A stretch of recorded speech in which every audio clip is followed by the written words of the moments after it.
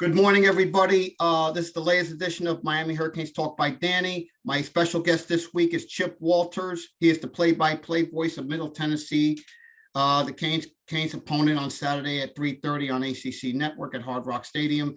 He has a few minutes to join us. So, Chip, good morning. Thank you for coming on. Hey, good to see you, Daniel. Okay, good. Couple things right off the bat when I watched Middle Tennessee State. I mean, they were very impressive. They're coached by Rick Stockstill, who's a former FSU guy. What can you tell us about Middle Tennessee State? As far as the football program this year, played James Madison right off the bat, and JMU is a team that is in its transition year from FCS to FBS, and the best comparison that I could give you with JMU is Appalachian State, who they actually play on Saturday. I'm sorry about that, Reed. I'm sorry about that, Chip. I'm sorry about that. Okay. Go ahead. Continue.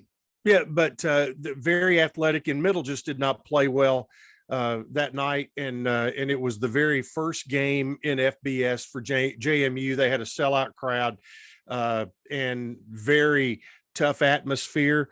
They're really good. And following that, we went to there was a very tough week of practice following that, and just attention to detail, things like that. Went to Colorado State, got a pick six on the very first play of the game, which kind of set the tone.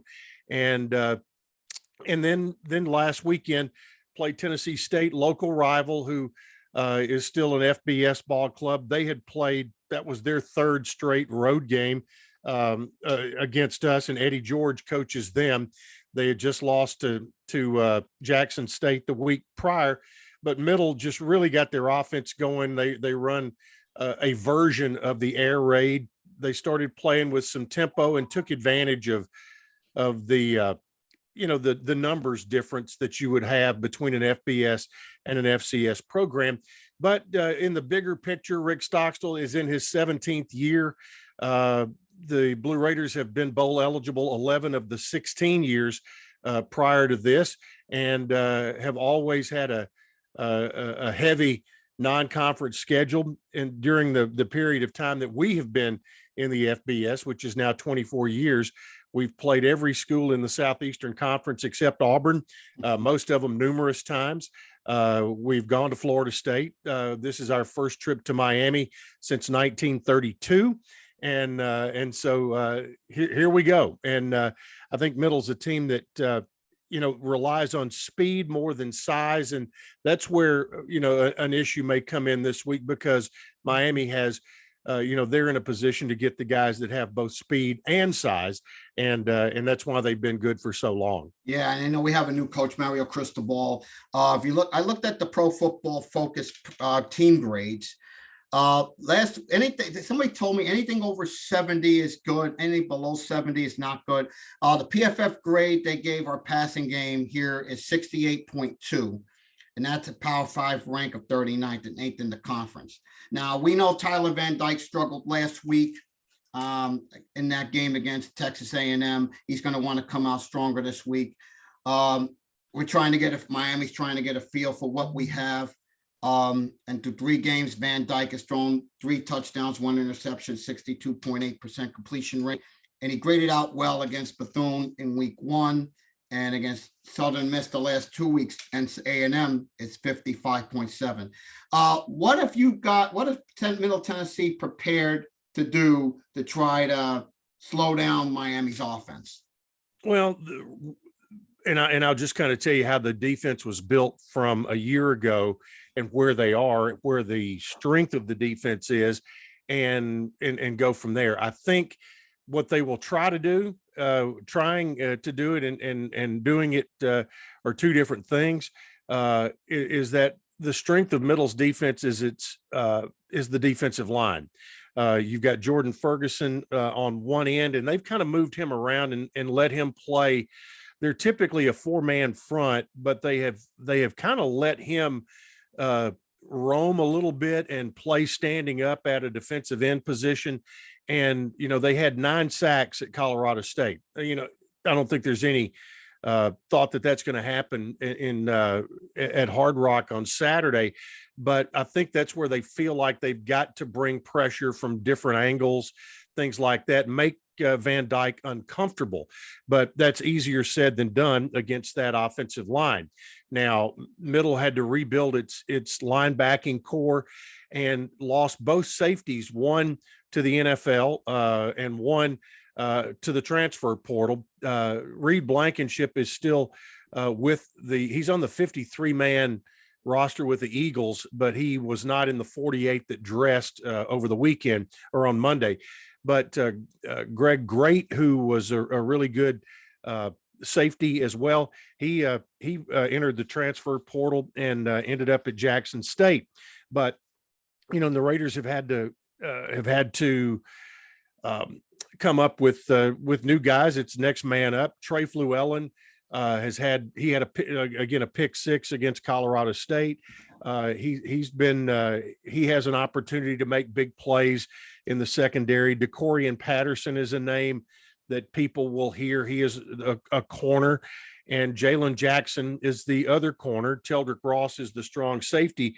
All 4 of those guys, none of them started a year ago, but they all played starter type minutes. And so that is, that will obviously be a big part of the pass game and defending the pass game. But I think the biggest key to Middle defensively is can they put some pressure on Van Dyke and force him to speed up or get somewhere uncomfortable?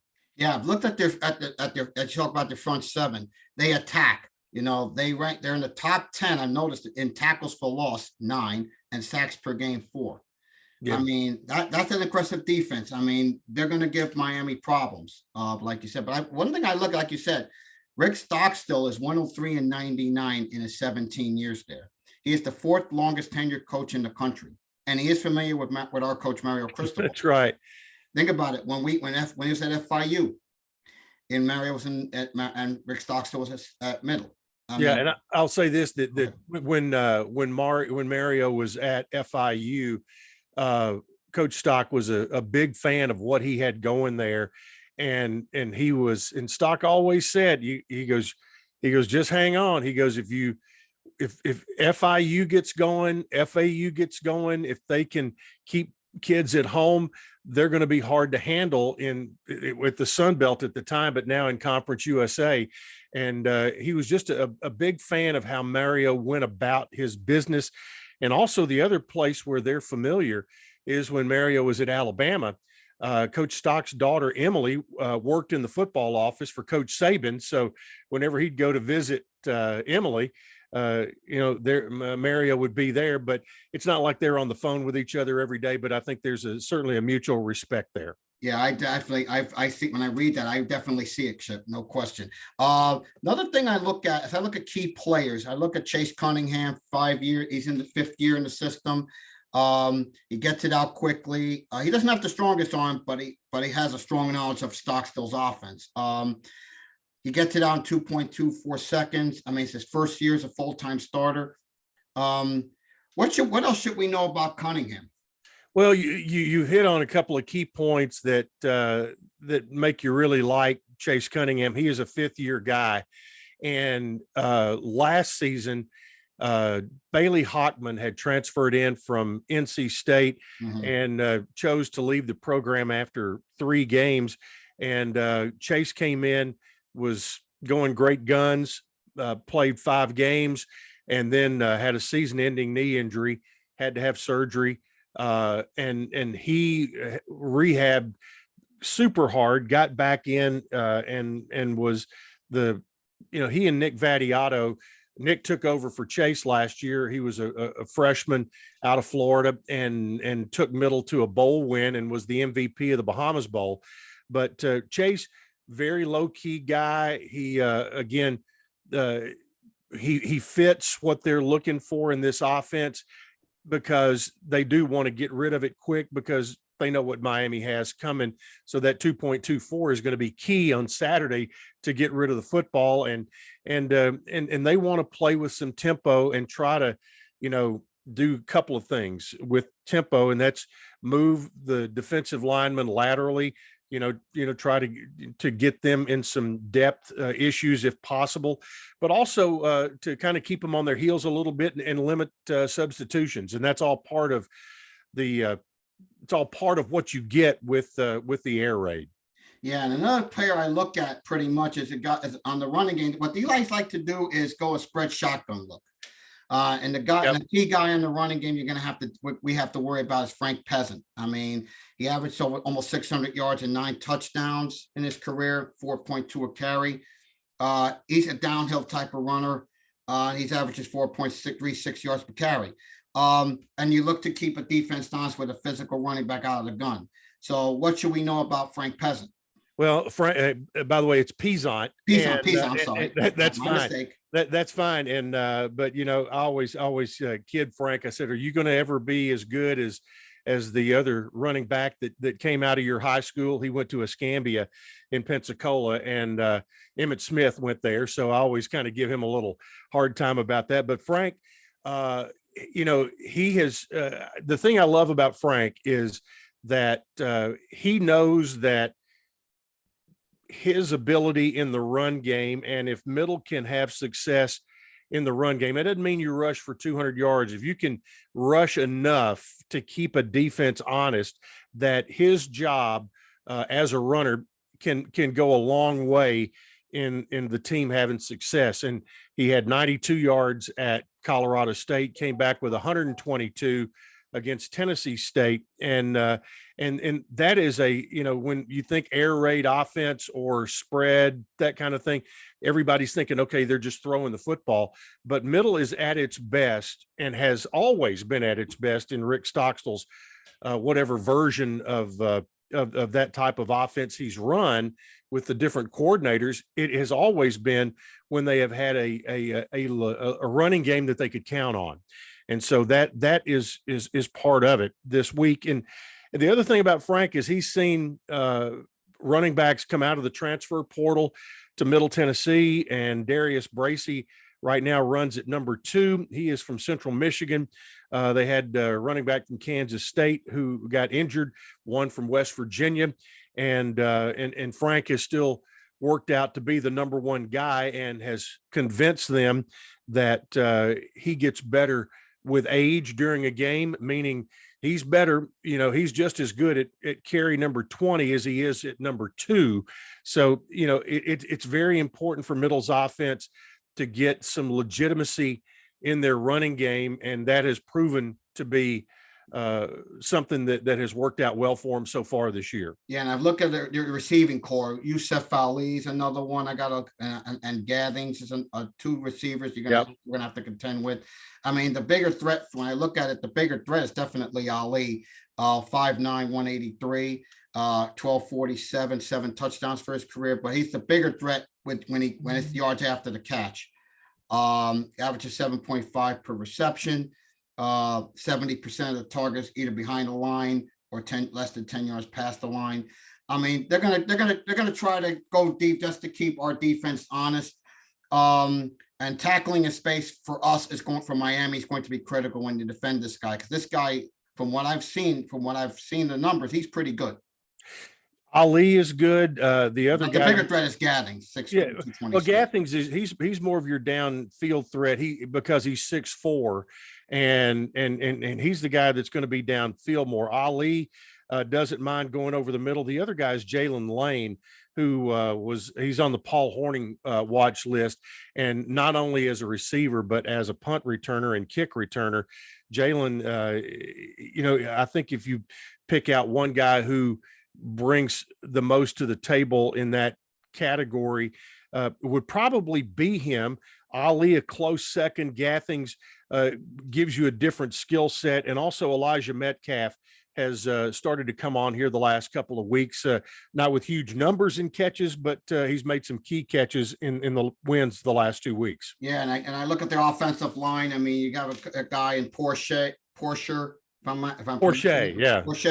On the left side, junior college transfer, first season as a starter. I look at Pros Football Focus. I look at his grades. I mean, he allowed 5 pressures and 2 sacks on the year, and those came against JMU and Colorado State. I mean, this is a guy that's supposed. I'm looking at it and say, hey, this guy's pretty good on the left side. He came from Iowa Western Community College, where Middle has had here after 3 games. The offensive line is the area that has suffered the most injury wise. You lost your starting center, you've lost your starting guards, and Jakey Graham at right tackle is a guy who started some last year. So Wilson Kelly has moved up into the starter's role at center.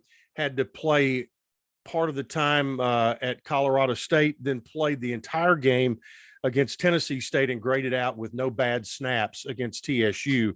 So that's been a work in progress, because again, they've just had some devastating injuries on the offensive line. Yeah, and I look over to the defense. I mean, the defense, Dunnigan on the end, you got Ferguson in the middle, I mean, and Cook in the middle.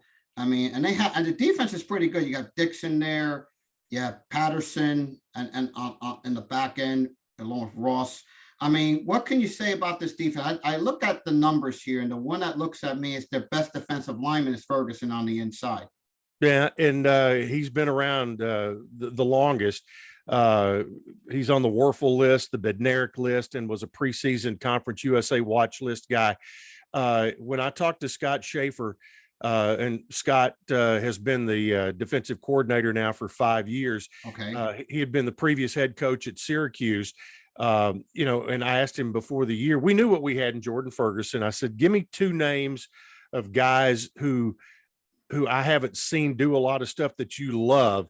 And he gave me Quindarius Dunnigan and DeMonte Smith. And Dunnigan, was Conference USA Defensive Player of the Week after the Colorado State game.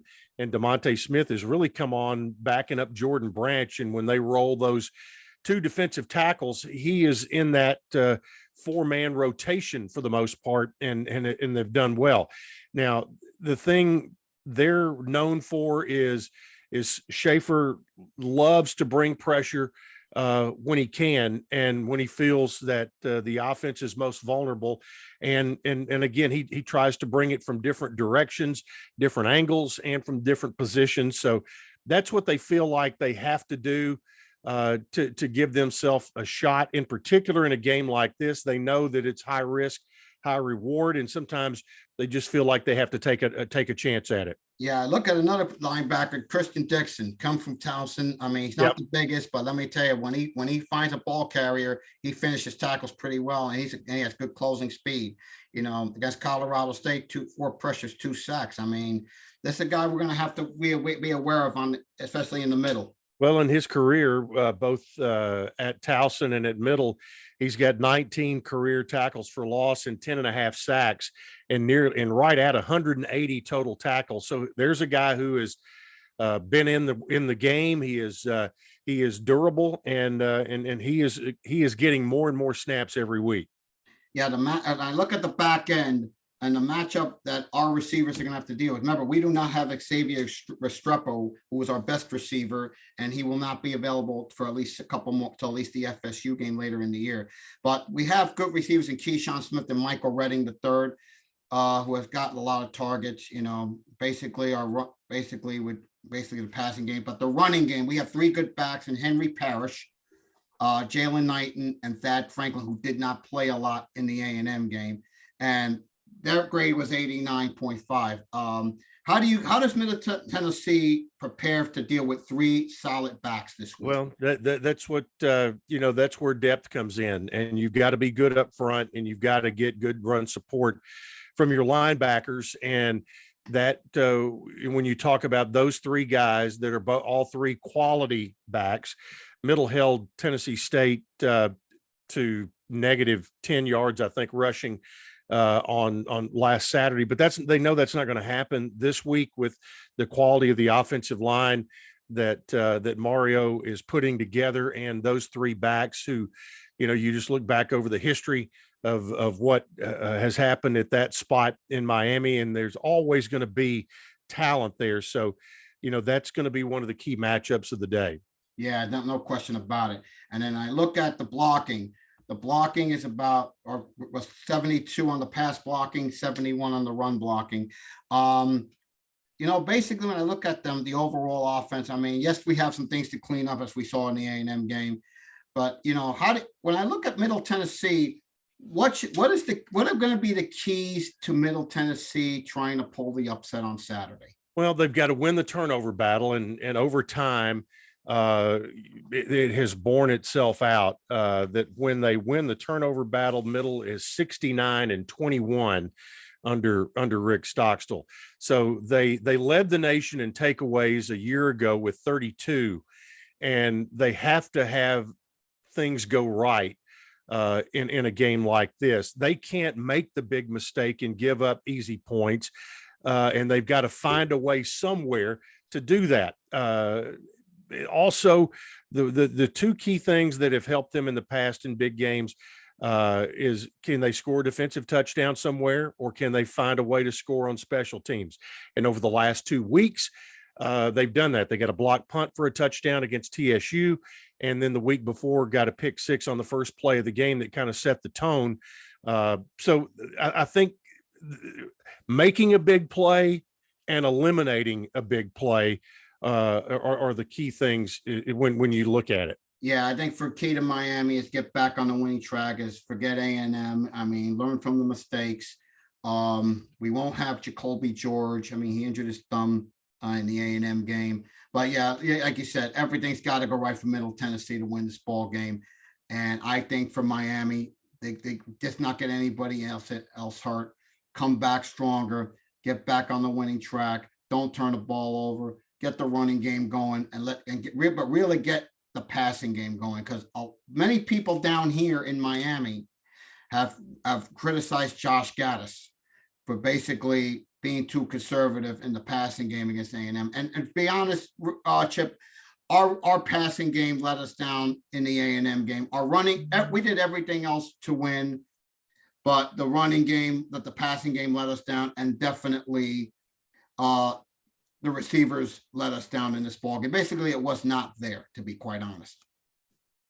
Well, it's where Miami is, and they put a lot into the A&M game, and you can't, and like our guys, the James Madison loss for us was extremely disappointing, still knowing how good JMU was, but did not play well up there.